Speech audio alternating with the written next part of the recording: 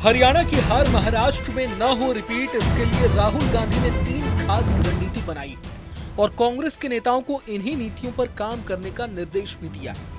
ये तो साफ है कि हरियाणा की हार को कांग्रेस ने बहुत गंभीरता से लिया है और अब वैसी गलती नहीं दोहराना चाहती। यही कारण है कि कांग्रेस के केंद्रीय नेतृत्व ने महाराष्ट्र के नेताओं को इसे लेकर हिदायत भी दे दी है। बता दें कि कांग्रेस अध्यक्ष मल्लिकार्जुन खड़गे के घर पर राहुल गांधी और अन्य केंद्रीय नेताओं ने महाराष्ट्र कांग्रेस के नेताओं के साथ बैठक की। मीडिया रिपोर्ट्स के मुताबिक कांग्रेस नेतृत्व ने हरियाणा की हार का जिक्र करते हुए महाराष्ट्र के नेताओं को सीधे निर्देश दिया है कि गुटबाजी किसी भी तरह बर्दाश्त नहीं की जाएगी, महाराष्ट्र को हरियाणा नहीं बनने देना है। गौरतलब है कि मराठा ओबीसी संघर्ष का असर महाराष्ट्र पर पड़ने की आशंका के चलते कांग्रेस नेतृत्व अलर्ट मोड पर है। कांग्रेस आलाकमान की तरफ से कहा गया है कि ये सुनिश्चित करें कि मराठा और ओबीसी दोनों समुदायों के बीच सद्भाव हो।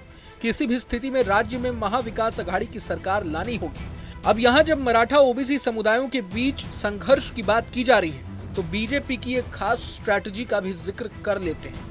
पॉलिटिकल एक्सपर्ट्स का कहना है कि हरियाणा की तर्ज पर ही बीजेपी महाराष्ट्र में मराठा और ओबीसी वर्ग के बीच ध्रुवीकरण की कोशिश कर रही है ताकि ओबीसी वोट एकमुश्त बीजेपी के साथ आ जाएं। इसी के लिए महायुति सरकार ने केंद्र से महाराष्ट्र में ओबीसी क्रीमी लेयर की आय सीमा को 8 लाख से 15 लाख करने की सिफारिश भी की है ताकि और अधिक ओबीसी समुदायों के लोग आरक्षण के दायरे में आ सकें, जिससे बीजेपी के वोटों में इजाफा हो। मगर कांग्रेस आलाकमान कहीं ना कहीं बीजेपी की इस रणनीति को पहले ही भांप चुकी है। इसलिए महाराष्ट्र कांग्रेस के नेताओं को निर्देश दिए गए हैं कि मराठा और ओबीसी समुदायों को एक साथ रखना है ताकि वोटों का बिखराव न हो। बता दें कि दिल्ली में हुई कांग्रेस की बैठक में वरिष्ठ नेताओं ने महाराष्ट्र के नेताओं को इन बातों के अलावा मुख्यतः 3 निर्देश दिए हैं। पहला कि सीएम फेस कौन होगा, इस विवाद में नहीं पड़ना है, ये कांग्रेस का केंद्रीय नेतृत्व तय करेगा। इसलिए इस बात को लेकर न तो पार्टी के अंदर गुटबाजी करनी है और न ही गठबंधन के अंदर। दूसरा निर्देश ये है कि किसी भी तरह गठबंधन में विवाद वाली सीटों पर चर्चा न करें। जिन भी सीटों पर गठबंधन में विवाद है और उद्धव ठाकरे या शरद पवार की पार्टी दावा कर रही है, उन सीटों पर फैसला केंद्रीय नेतृत्व ही करेगा। इसलिए इन सीटों को लेकर गठबंधन में विवाद की स्थिति नहीं बनानी है। तीसरा निर्देश कांग्रेस आलाकमान ने महाराष्ट्र के नेताओं को दिया है, वो ये है कि घोषणा पत्र को लेकर आप खुद चर्चा न करें।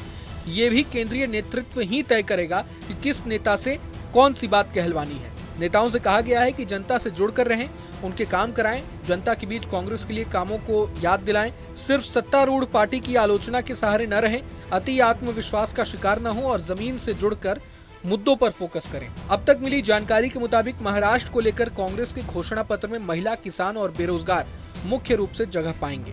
किसानों के 3 लाख का कर्जा को माफ करने की घोषणा, बेरोजगारों को 4,000 रुपए प्रति माह, महिलाओं को टोटल फ्री बस यात्रा, महालक्ष्मी योजना के तहत महिलाओं को 2,000 रुपए सीधे खाते में डालने की योजना शामिल हो सकती है। दलित और अल्पसंख्यकों के लिए भी अलग से बजट बनाने की घोषणा पत्र में कांग्रेस ऐलान कर सकती है। बहरहाल पूरे मसले को लेकर आप क्या सोचते हैं, हमें कमेंट बॉक्स में जरूर बताएं। अगर आपको ये वीडियो पसंद आए तो लाइक करें और चैनल को सब्सक्राइब करें। वहीं तमाम बड़ी खबरों के लिए देखते रहें न्यूज नेशन। न्यूज नेशन अब व्हाट्सएप पर खबरों के ताजा अपडेट के लिए न्यूज नेशन के इस QR कोड को स्कैन करें।